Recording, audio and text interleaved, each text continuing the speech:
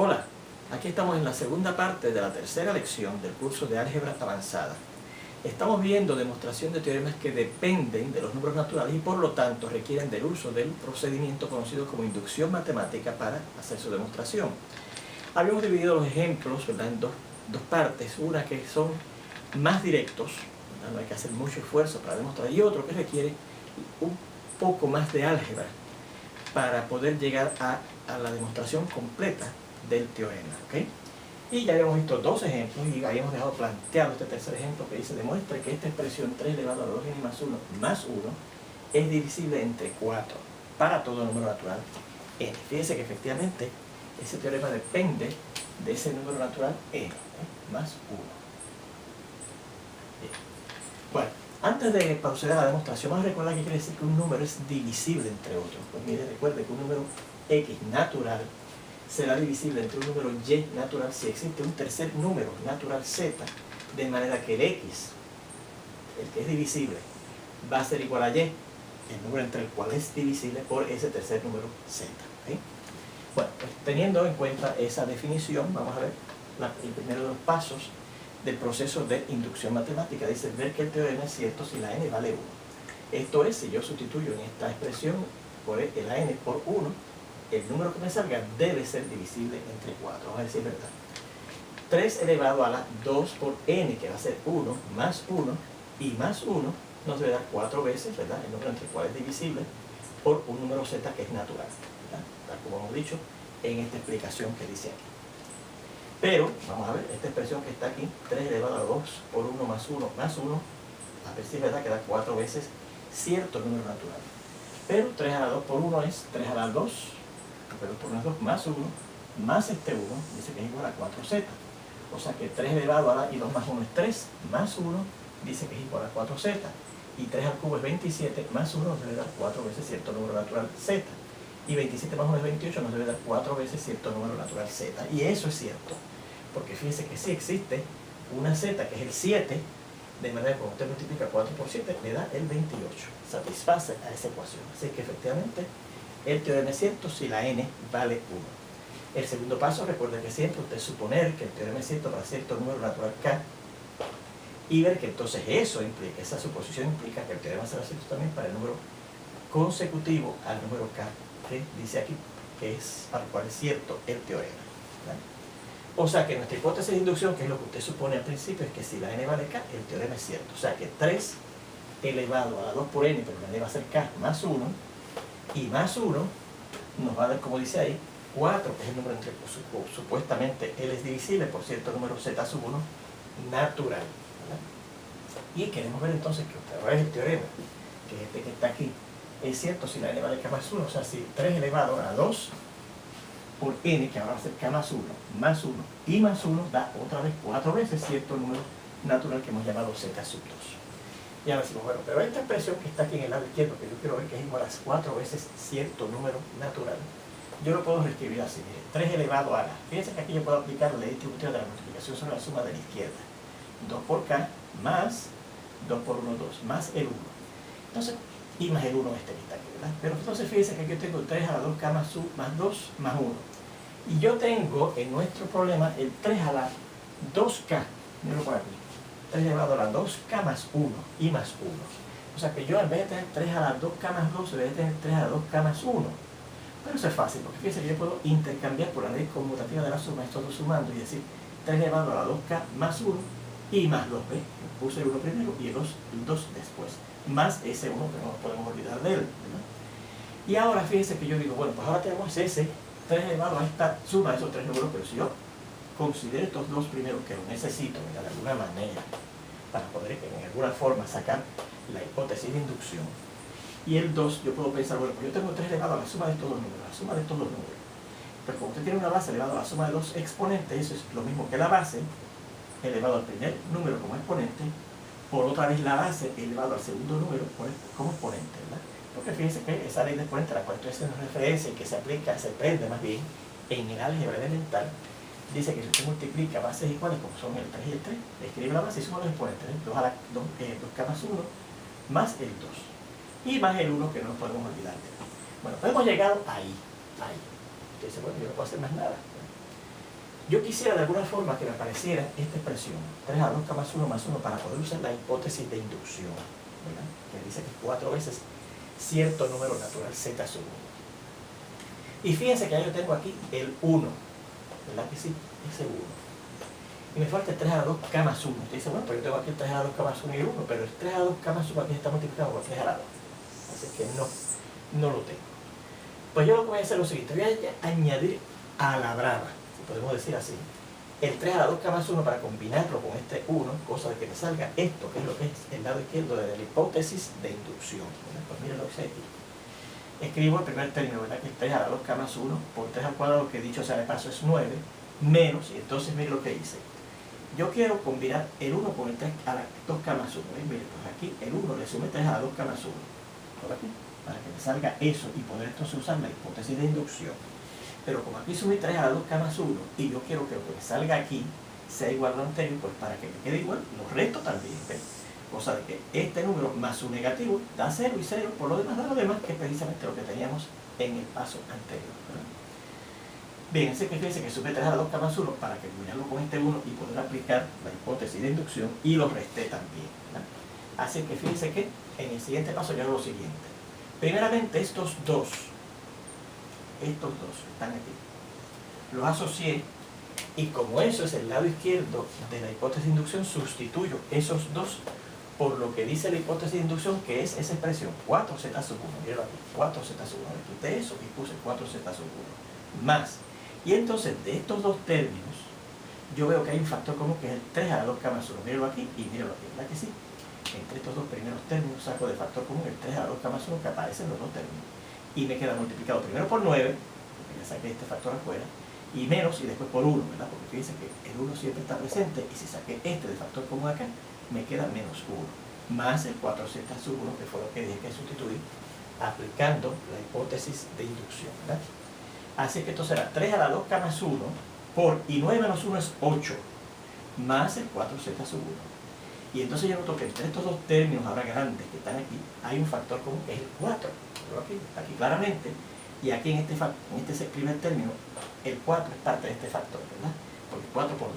Así que sacamos ese 4 de factor común, nos queda 3 a la 2k más 1 por 2, porque recuerden que el 8 es 4 por 2, y si saqué el 4 todavía nos queda el 2 ahí dentro, más, y si saqué el 4 acá afuera, lo único que nos queda acá es el z sub 1. Y yo digo que eso es 4 por cierto número z sub 2 natural, donde z sub 2 es este que está aquí. Y como yo sé que este número que está aquí, que lo puedo llamar z sub 2, es un número natural, porque fíjense que aquí lo que está envuelto son sumas, multiplicaciones y exponenciaciones de números naturales.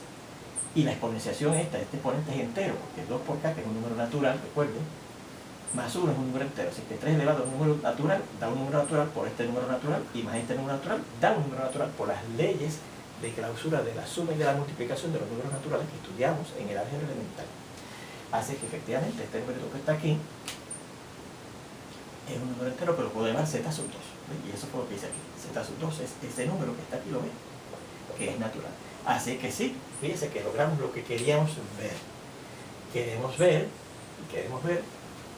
que 3 elevado a 2k más 1 más 1 más 1, pero aquí, al fin y al cabo, dio 4 veces z sub 2, donde z sub 2 es un número natural, como dice aquí. Así que sí logramos, ¿verdad?, efectuar o realizar el segundo paso de la inducción matemática, y por lo tanto el teorema es cierto, como dice al principio, para todos los números naturales. Ahí tenemos ese ejemplo.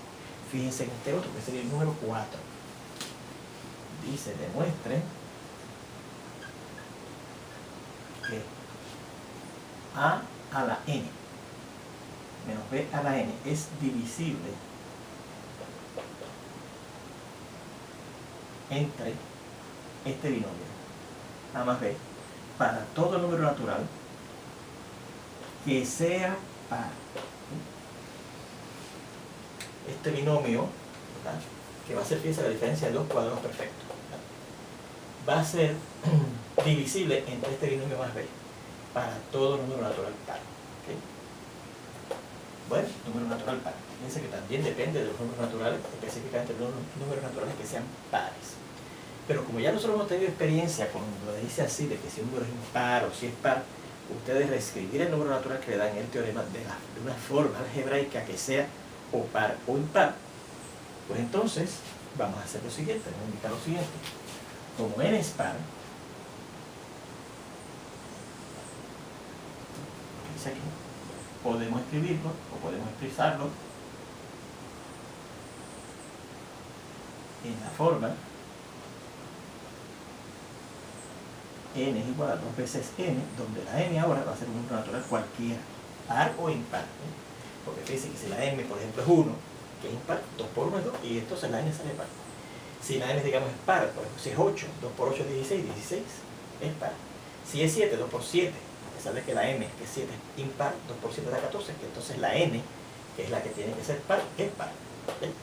Así que sí, ahí podemos hacer esa sustitución, la n como 2m, luego nuestro teorema se convierte en lo siguiente.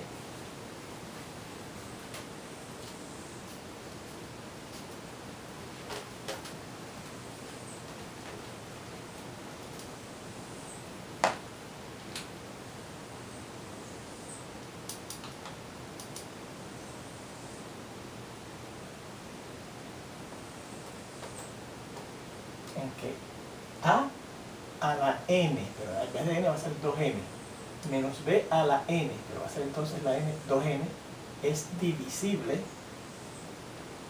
entre este binomio a más b para todo número m natural, y ahora no hay que especificar que la n es par. Aquí especificamos que la n era par, ahora no hay que especificar que la n es par, porque ahora hemos visto que la n puede ser 1, o puede ser 8, o puede ser 7. Al sustituir ahí se resultan unos exponentes pares, ¿sí? Que es lo que es importante, que los exponentes de ese binomio, que es la diferencia, sean pares, diferencia de cuadrados perfectos iguales. ¿Ves? Fíjense que las potencias son iguales, ¿ves? A la n menos b a la n. Bueno, pues, vamos a ver. Ajá. ¿Qué significa entonces que un binomio de esta naturaleza, que ahora sería de esa naturaleza, a la 2n menos b a la 2n, es divisible entre este binomio, entre este otro polinomio que es un binomio? Bueno, pues recuerde que si el binomio a la 2n menos b a la 2n es divisible entre el binomio a más b, que es lo que dice el teorema, ¿verdad? A más b, entonces existirá un tercer polinomio que vamos a llamar p, ¿verdad?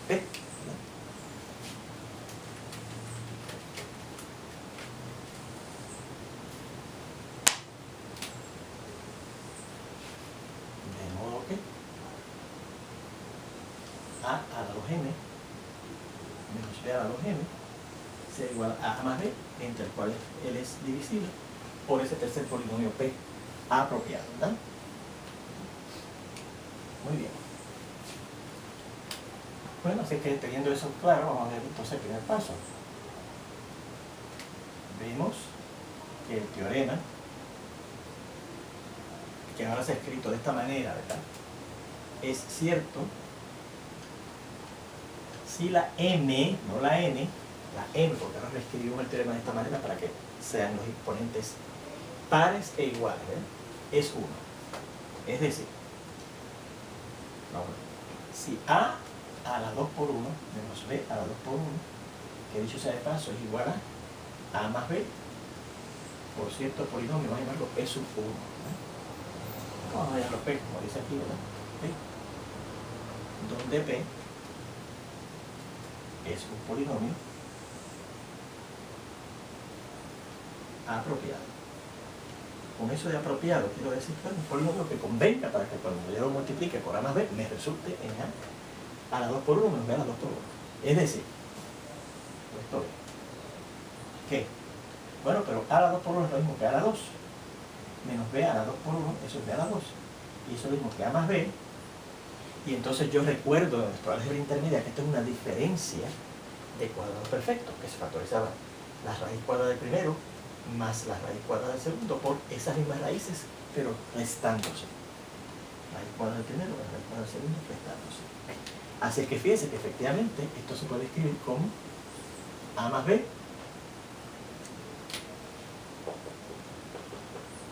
por un polinomio, donde ahora este polinomio es a menos b, que apareció aquí. Así que sí, el teorema es cierto si la n es 1. Bueno, segundo paso, ¿no? Como siempre. Usted supone que el teorema es cierto para cierto número natural k, y ven que entonces el teorema es cierto para el número natural que le sigue, k más 1. ¿no? Suponemos, segundo paso,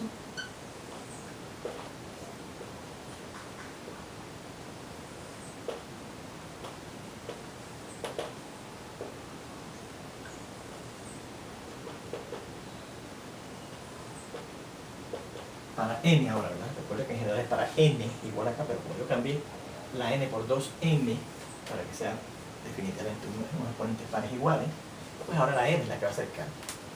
Y vemos que eso implica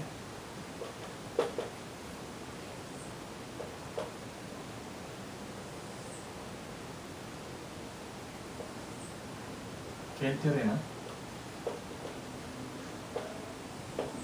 también es cierto para la n igual al número natural consecutivo de k, que es k más 1. ¿Okay? Esto es nuestra hipótesis de inducción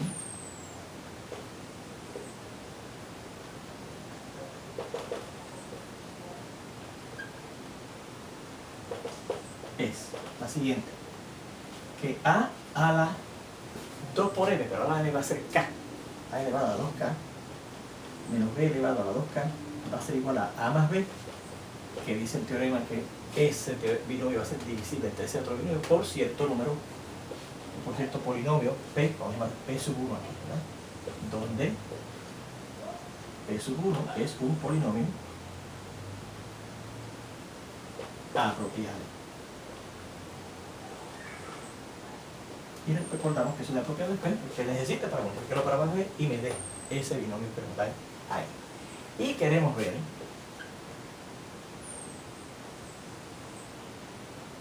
que dice que el teorema es cierto si la n vale k más 1. O sea, si a elevado a la 2 en vez de por n por k más 1 menos b elevado a eso mismo, 2 por k más 1 es igual a más b por otro polinomio que va a dar p sub 2, donde nuevamente p sub 2 es un polinomio apropiado. O sea, el polinomio que necesitamos multiplicar por a más b para que nos dé este binomio que nos dan aquí. Bueno, pues vamos a ver si efectivamente esta expresión que está en el lado izquierdo de lo que queremos ver, lo podemos escribir de esta manera. A más b por cierto polinomio p sub 2. Así que decimos ahora, pero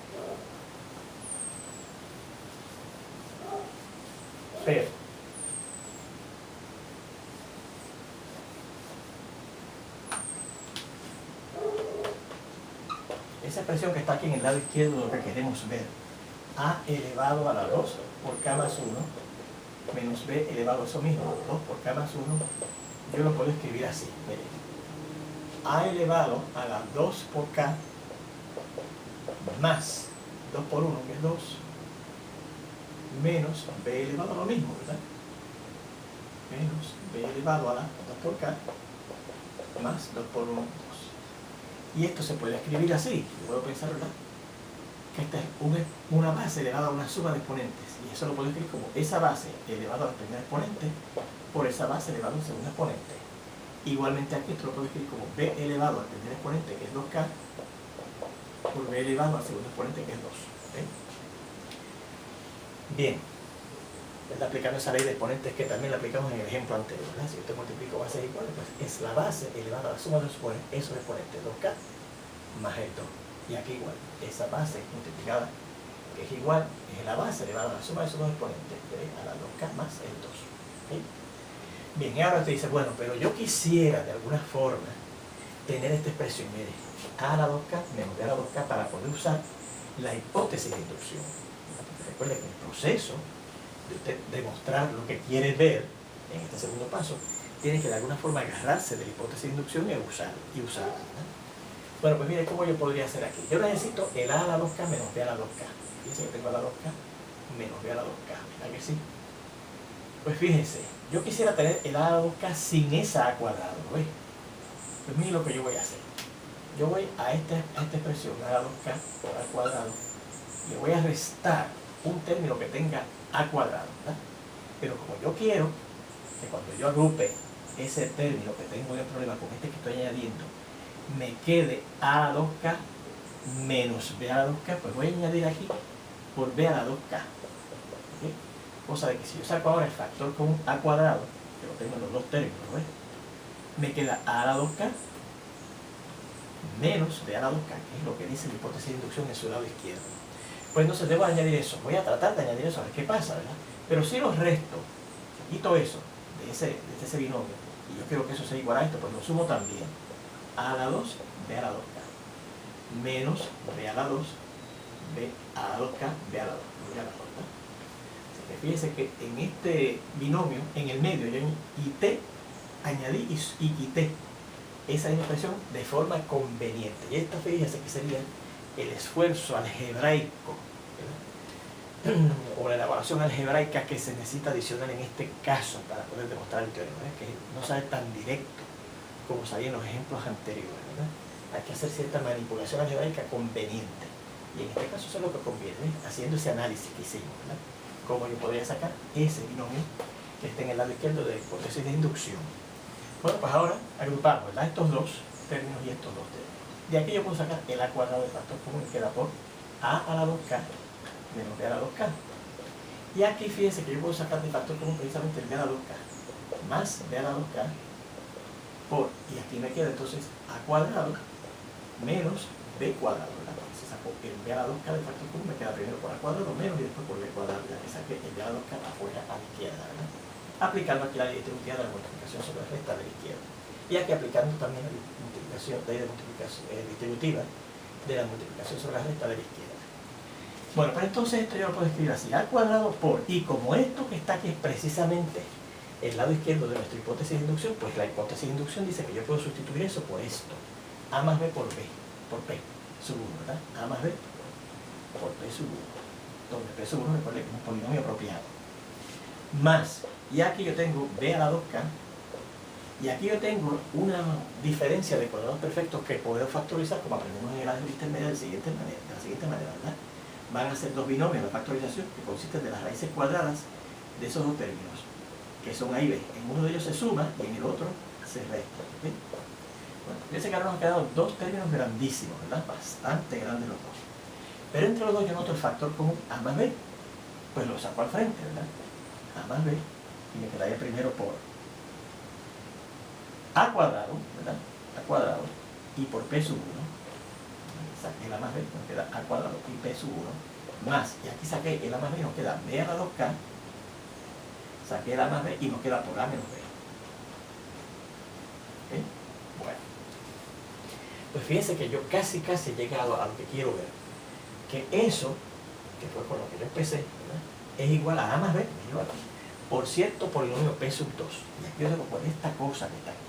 Pero eso será un polinomio que puedo llamar p sub 2, sí, porque fíjense que aquí las variables son a y b, ¿verdad que sí? A y b. Esas variables a y b en los dos casos, la a y la b, aquí y aquí, están elevadas a exponentes enteros y positivos, a la 2, a la 2k y a la 1, y el b a la 2 también, el b también está elevado a exponentes enteros, a la 2k y a la 1, ¿no? Y este p sub 1 es un polinomio apropiado, o sea que los términos que tienen a y b en ese polinomio también tienen que estar elevados a exponentes enteros y positivos, así que cuando yo multiplique a a la 2 por p, que contiene potencias enteras y positivas de a y b, y esto, ¿verdad? Que tiene también potencias enteras y positivas de a y b, y las combine, pues me va a quedar términos con potencias enteras y positivas de a y b, y eso es lo que es un polinomio en a y b, ¿verdad? Así que esto yo lo puedo llamar p sub 2. así que eso se convierte en A más B por B sub 2, donde B sub 2 es el polinomio apropiado indicado. O sea, este que está aquí. Ese que está ahí. Bueno, muy bien.